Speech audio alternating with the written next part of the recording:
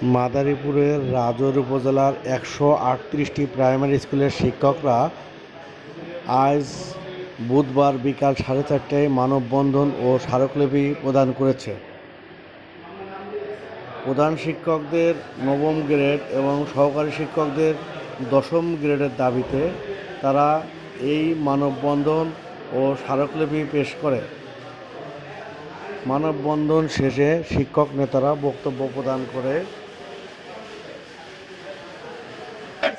দাবি মোদের একটাই, নবম দশম গ্রেড চাই, নবম দশম গ্রেড চাই, দাবি মোদের একটাই, নবম দশম গ্রেড চাই, দাবি মোদের একটাই। সুতরাং আপনারা জানা উচিত, আমরা আমরণ অনশন থেকে শুরু করে সকল অনশনগুলিতে, আমরা বৈষম্য বিরোধী আন্দোলন থেকে শুরু করে সকল আন্দোলনগুলি আমরা করে আসছি।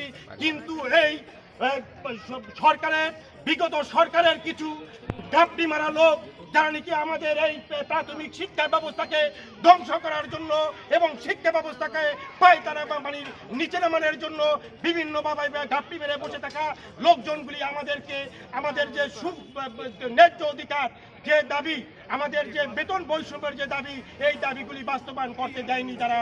তাই আমরা এখন এই গণতান্ত্রিক সরকারের কাছে, আমাদের এই যে বর্তমান যে সরকার এসেছে, অন্তর্বর্তীকালীন সরকার, এই সরকারের কাছে আমাদের ন্যায্য দাবিটা তুলে ধরার জন্য আমরা সকলেই জাতির কারিগর দশম গ্রেড, নবম গ্রেড সকল শিক্ষক সংগঠন আজকে সহকারী শিক্ষকদের দশম গ্রেড এবং প্রধান শিক্ষকদের নবম গ্রেডের দাবিতে, সাথে সাথে সকল পদের পদোন্নতির দাবিতে আজকে সারা বাংলাদেশে উপজেলা ভিত্তিক মানববন্ধন করে স্মারকলিপি প্রধান উপদেষ্টার নিকট ইউনো মহোদয়ের মাধ্যমে সেই কাজটি ইতিমধ্যেই আমরা শেষ করেছি।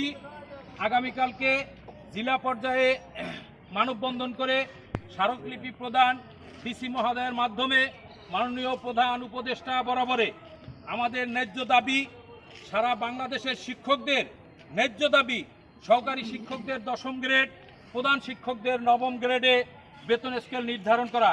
আপনারা সাংবাদিক ভাইয়েরা যারা আছেন, আপনারা জেনে আশ্চর্য হবেন, এই দ্রব্যমূল্য দিনে 17,500 টাকায় একজন শিক্ষক তার পরিবার নিয়ে কিভাবে বসবাস করবেন। সহকারী শিক্ষকদের সাকুল্যে বেতন 17,500 টাকায় 13তম গ্রেডে। সুতরাং আমরা সহকারী শিক্ষকদের দশম গ্রেডের দাবি করছি। এটা অত্যন্ত যৌক্তিক দাবি, সেই কারণে যে আমার সহকারী শিক্ষকদের নিয়োগ বিধিতে তাদের নিয়োগের জন্য চাওয়া হয় বিএ দ্বিতীয় শ্রেণী, গ্রাজুয়েট দ্বিতীয় শ্রেণী। অন্য অন্য চাকরিতে যে সকল বিএ পাস চাওয়া হয় তাদের প্রত্যেকের দশম গ্রেডে বেতন নির্ধারণ করা হয়। শুধুমাত্র প্রাথমিক বিদ্যালয়ের শিক্ষকদের দশম গ্রেড না দিয়ে তাদের 13তম গ্রেডে বেতন নির্ধারণ করা হয়।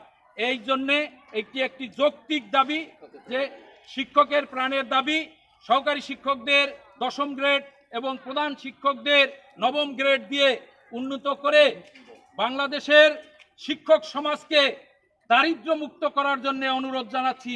সাথে সাথে শিক্ষার মান উন্নয়নে একজন শিক্ষকের পেটে ভাত থাকলে সে সাকুল্যে সকলের সাথে হাস্যোজ্জ্বল অবস্থায় শিক্ষাদান করতে পারে।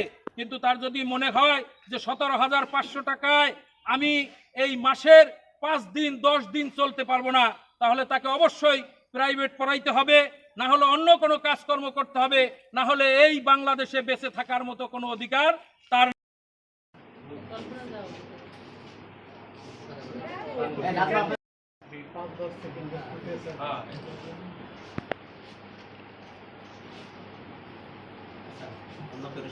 এখন আমাদের